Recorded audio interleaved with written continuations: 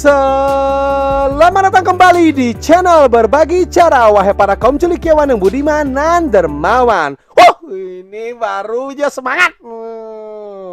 Pada kesempatan kali ini, Mimin akan menceritakan kembali film dari negeri Sakura. Nah, film ini mengisahkan seorang wanita yang berusaha menjadi menantu yang baik di dalam keluarga barunya. Akan tetapi, suatu ketika, semua kerja kerasnya tersebut tidak dihargai oleh ibu mertuanya. Nah, apakah yang akan terjadi oleh wanita ini? Tanpa menunggu apa-apa dari sang sutradara, yuk guys, kita kocok alur ceritanya.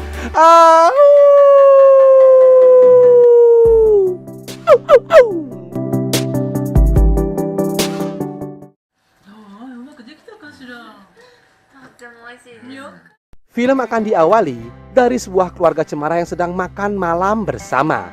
Nah, wanita yang cantik, keset, dan mulus dari ujung rambut sampai ujung kaki ini tentu para master cendekiawan sudah tahu nih. Ya, benar sekali, ialah Teteh Riho Fujimori. Diceritakan, ia baru saja menikah dengan seorang pria brewok yang bernama Takeshi. Dan pada saat itu, Teteh Riho sedang makan malam bersama kedua mertuanya. Nah, ayah mertuanya yang BMW atau singkatan dari botak mengkilap wow ini bernama Sugyeon. Dan ibu mertuanya bernama Hyundai. Terlihat kedua mertua dari Riho sangatlah bahagia melihat keharmonisan rumah tangga anaknya.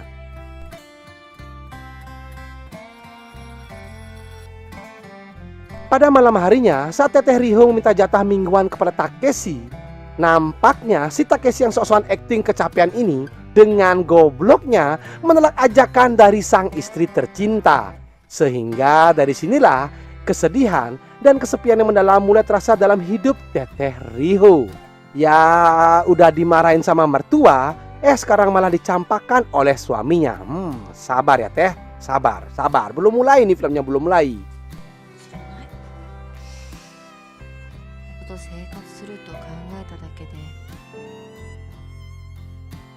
Ketika pagi harinya, terlihat Teteh Riho sudah mulai telaten untuk mengerjakan pekerjaan rumahnya. Tak berselang lama, datanglah sang ibu mertua yang tiba-tiba langsung marah-marah kesurupan gak karuan. Dan ternyata Teteh Riho dimarahi karena lupa mencuci pakaian kerja suaminya. Kemudian Mbak Riho pun meminta maaf kepada ibu mertuanya tersebut.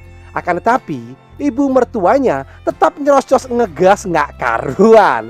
Hingga ia pun menghamburkan pakaian yang kotor itu, yang tepat di depan Mbak Riho. Dan ia pun lalu berlalu pergi meninggalkannya.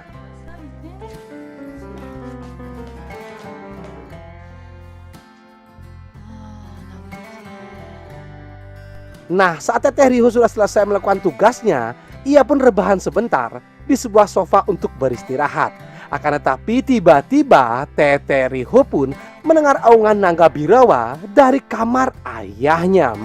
Ini nih pasti nih. Setelah ia melihat ke kamar ayah mertuanya, ternyata ia melihat si Sugyeon sedang mengasah pedang naga puspanya. Nah, saat Teteh Riho mengintip dan menghayati aksi ayah mertuanya, seketika kakek Sugyeon dikejutkan dengan kehadiran menantunya from the behind. Di sana si Sugyeon sangat takut jika aksinya tersebut diviralkan oleh Riho. Dan langsung ia mengatakan kepada Riho agar Riho merahasiakan semua yang dilihatnya tadi. Akan tetapi Mbak Riho yang senyum-senyum tersipu malu itu malah meminta Sugyeon si mata sipit ini untuk mengadu ilmu kanuragan dengannya. Mendengar hal tersebut, seketika lele jumbo miliknya langsung terbangun dari tidurnya. Sehingga Mbak Riho sudah lama tak merasakan gempuran dari seorang pria harus menerima sengatan listrik lele jumbo Sugyeon yang berkumis tebal.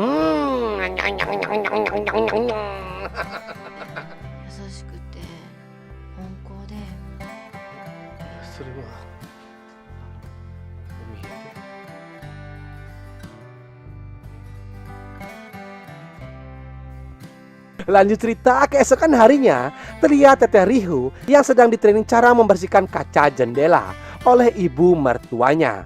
Lalu karena melihat Sugyeon yang celengas celengus dan bersantai saja, Hyundai pun meminta agar membantunya membersihkan kaca jendela di kamarnya. Nampaknya Teteh Riho yang kasihan melihat Sugyeon ayah mertuanya itu yang sudah bau tanah. Lalu ia pun meminta kepada Hyundai agar semua tugas rumah ini dikerjakan olehnya. Akan tetapi Hyundai yang dijuluki sebagai mak lampir tetap meminta si Sugyeon agar membantunya. Ternyata Teteh Riho jadi kecanduan batang singkong milik si Sugyeon. Nah, saat melihat ibu mertua yang sedang lengah, Teteh Riho pun kembali mendatangi Sugyeon melalui jendela kamarnya. Di sini, tanpa diragukan lagi, si Sipit pun dapat kembali membobol gawang Teteh Riho yang sudah terbuka lebar. Ini barunya 2-0 untuk Sugyeon.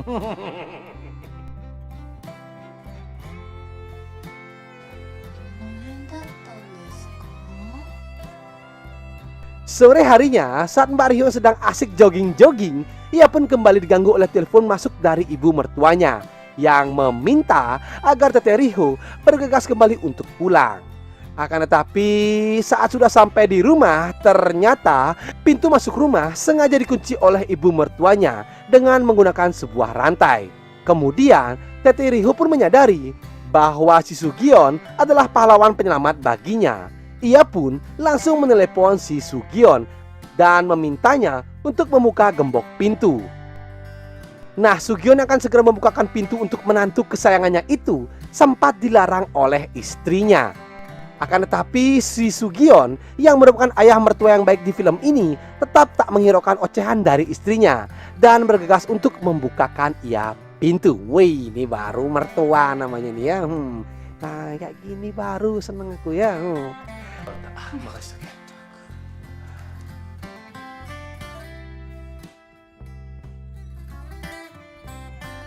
Keesokan paginya, Mbak Riho yang baru saja terbangun dikejutkan kembali dengan sebuah surat mengenai jadwal tugas rumah yang diberikan oleh ibu mertuanya. Teteh Riho yang merupakan menantu idaman dalam film kali ini dengan sabar menyelesaikan tugas rumahnya satu persatu.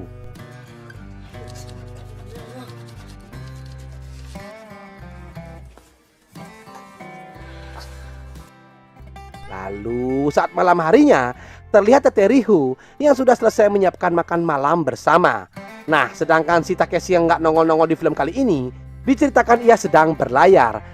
Dan kapal pesiar yang ia naiki sudah terbalik di samudra lepas. Lalu kakek Sugyeon yang sok-sokan jadi juri master chef sambil ciplak-ciplak langsung saja memuji masakan Teteh Riho menantu kesayangannya itu.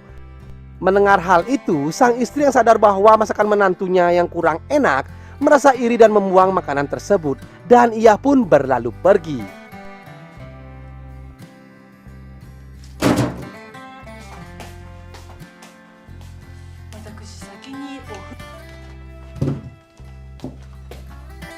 Si Sugyeon mata sipit yang pelangas-pelongos sok-sokan menasihati Teteh Riho agar lebih bersabar dalam menghadapi ibu mertuanya. Sehingga Mbak Riho yang terbawa suasana dan terharu mendengar semua perkataan ayah mertuanya, seketika ia pun terngiang-ngiang dengan sodokan dari Akang Sugiono. Sehingga Mbak Riho pun kembali mengulek-ulek batang singkong si Sugyeon hingga film pun berakhir dengan kakek Sugyeon yang harus meremelek dijadikan cemilan bagi Teteh Riho. Wah, itu baru aja sampai semut. Bagi kek.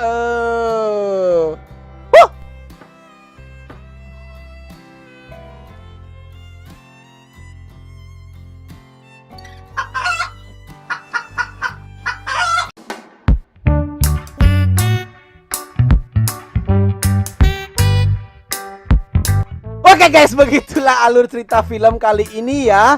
Pesan moral yang bisa kita ambil pada video kali ini adalah jika kalian memiliki seorang menantu, hendaknya perlakukanlah ia dengan sebaik-baik mungkin, seperti kakek Sugiono di film kali ini.